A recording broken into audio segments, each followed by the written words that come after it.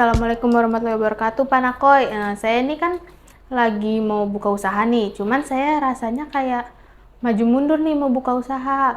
Kira-kira cara saya untuk mengembangkan semangat untuk berusaha ini gimana ya? Boleh minta sarannya, Pak? Ya, terima kasih untuk Mbak Bunga tadi sudah nanya ya. Oke, saya mau jawab nih. Ya, kelihatannya Bunga termasuk Gen Z ini ya, mengenai semangat dalam berwirausaha ya. Jadi apa yang dialami oleh Bunga itu adalah sesuatu yang normal atau natural ya, sesuatu yang alamiah.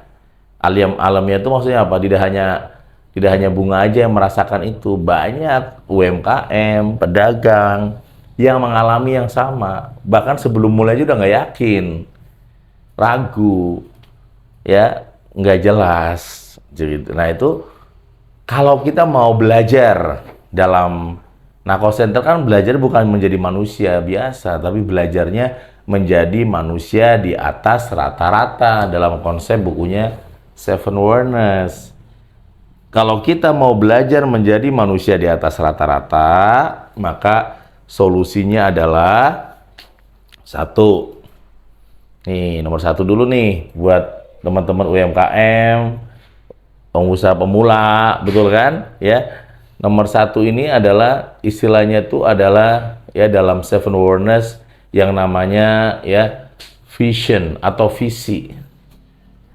Jadi kalau kita dagang, kita pengusaha, kita UMKM, kita harus bisa memperbesar diri. Kita harus bisa melihat diri kita ke depan mau seperti apa. Oh, saya tuh pengen nanti ke depan jadi pengusaha yang namanya warung saya sekarang di pinggir jalan, tapi nanti saya pengen seperti Alfamart, Indomart, atau ya macam-macam mart-mart itu. Nah, itu harus muncul gambar itu dulu. Sehingga kita mampu membawa batin kita, mental model yang sukses. Kenapa kita butuh yang namanya visi yang jelas? Atau dalam mengambil Seven Awareness bab ke-6, Awareness of Vision, namanya Key of V, yaitu Quality of Vision. Kita punya visi yang berkualitas. Visi itu yang betul-betul clear, jelas, clean, ya, dan membuat kita confident, membuat kita juga semangat, ya. Dan visi itu harus ditemukan. Visi jangan ditunggu. Visi harus dicari, digali, ditemukan dengan kesungguhan, dan akhirnya kita menemukan sebuah visi yang jelas. Ya, bayangkan kalau Bunga mau buka usaha, nggak ada bayangan ke depannya. Sementara usaha itu, mohon maaf ya sahabat-sahabat aku dimanapun, tidak semudah membalikan tangan, tidak sesuai dengan apa yang dibahas dalam rapat, tidak sesuai dengan apa yang dibahas dalam komputer atau laptop. Pada kenyataannya, orang usaha itu banyaknya nggak enaknya. Nah, orang nggak siap. Ya, nggak siap.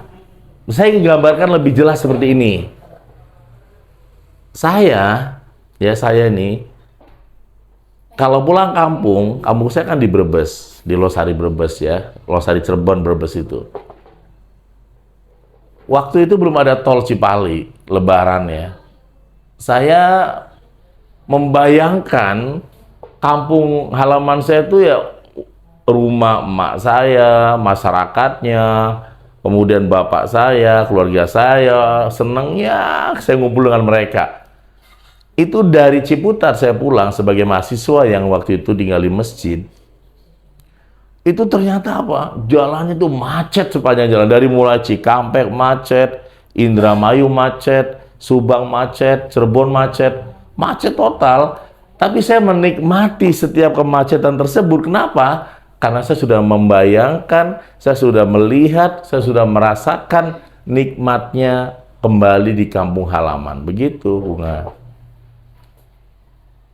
Nah, yang kedua, saya pernah mau kemana dengan teman-teman atau dengan keluarga, mau ke sebuah tempat, apakah itu mungkin ya acara keluarga, apakah mungkin acara tertentu, Tapi kita nggak pernah ke sana. Tiba-tiba di jalan ada macet panjang, ada hujan, ada apa lagi kira-kira? Wah, ada ya mungkin ada badai gitu ya. Kemudian ada apa?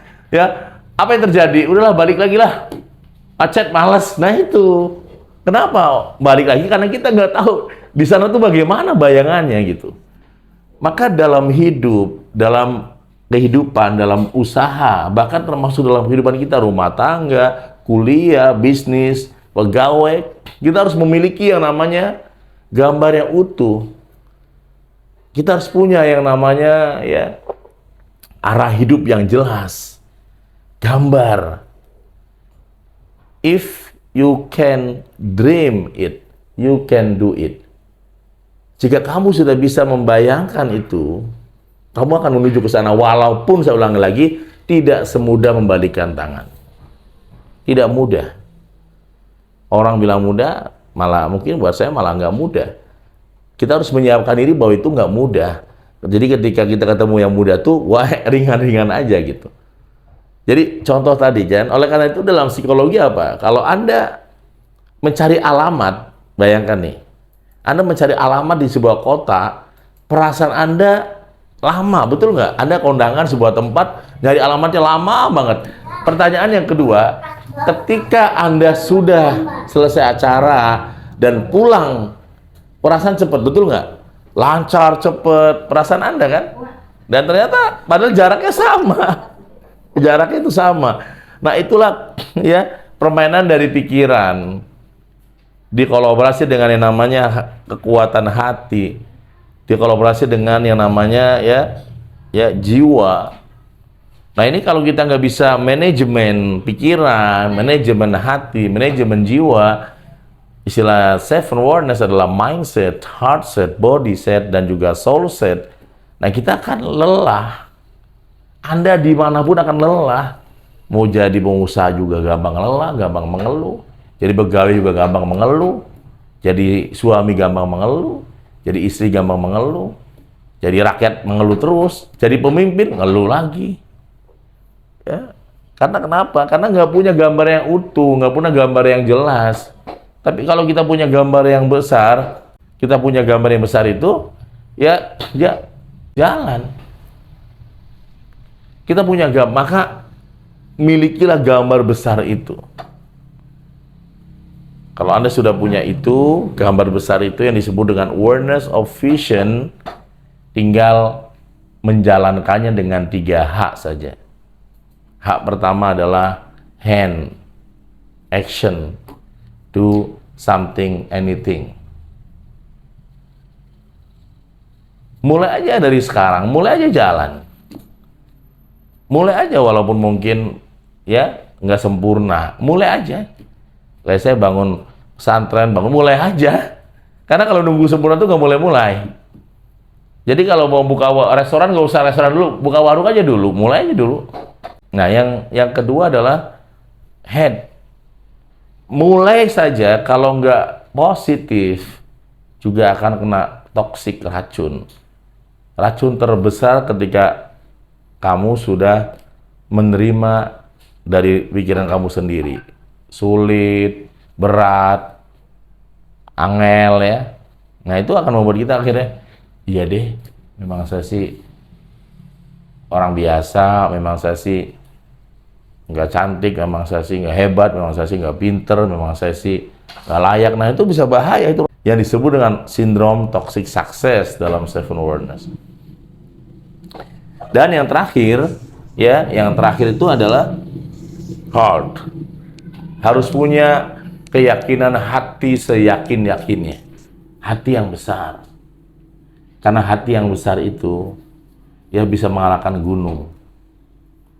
Ya, dengan ketekunan, kesabaran, konsistensi, kerjasama, semua itu menunjukkan hati yang besar, teman.